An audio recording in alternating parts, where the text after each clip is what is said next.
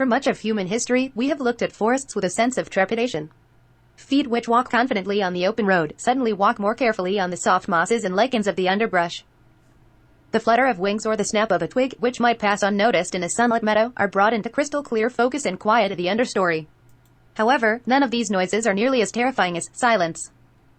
I want to be very clear, I don't want the world of Mirandus as a whole to be a scary or dangerous place, says studio director Michael McCarthy. However, I want there to be some places, like a simple forest for example, that make you realize that while some of the world might be nice and sunny, not everywhere is. Some places should be terrifying and make you check your gear before going inside. Earlier gaming had a sense of danger that has largely been lost by more modern games. This is especially true in MMORPGs, where the spawn points for creatures are often quickly identified. Creatures in the games exist for one simple reason: to be killed by player characters. What if this wasn't the case? What if creatures in-game had their own logic and priorities outside of providing crafting fodder for player characters? What would this kind of game look like? This is why Gala Games is drawing inspiration from projects like the Manhattan Project. This project, starting with a 1609 map of Manhattan, seeks to create a fully interconnected ecological web of pre-large-scale colonization of the area currently occupied by New York City. Manhattan, the Lenape word for land of many hills, was the name chosen because the researchers wanted to show what the whole of Manhattan looked like when it was hilly countryside and forests, and before it became one continuous patchwork of concrete and steel. The Manhattan Project began by drawing ecological dependency maps, or ear webs, showing how each different animal fits into the ecosystem with those around it. These are similar to the elementary school classes where your teachers might have showed you that an overabundance of rabbits may result in an explosion of the fox population, which would eat the rabbits, etc. Mirandus is being built as a simulation which you, the player character, are placed in a world which will respond to your presence. Animals and monsters will not have set spawn points where they might reliably be found, but rather vast ranges they might explore, interacting with the other creatures and the environment, and acting according to their logic.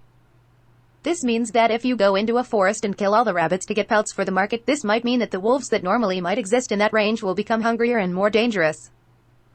The lack of adventurers in the forest because of this new danger might make it an attractive home for a den of goblins or a cave full of trolls.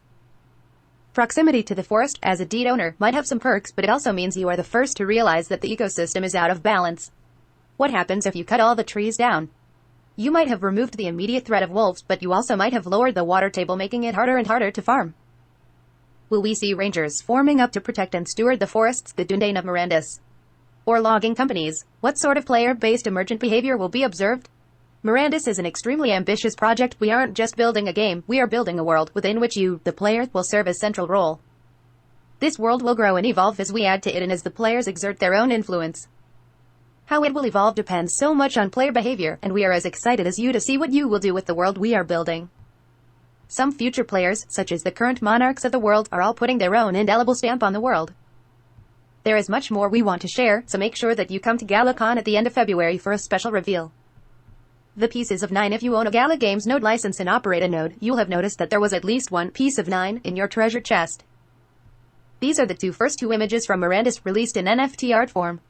While there is a total of 900 shards of each image, only 100 total sets can ever be created. We wanted to give something to the whole node holding community and enable you to collect and display some of the great Mirandus art produced by the Gala Games team. Breweries tomorrow, breweries will be minted. Get your meat horn and get ready. They will not be released for sale until somewhat later, once we have made some changes to the store go live schedule.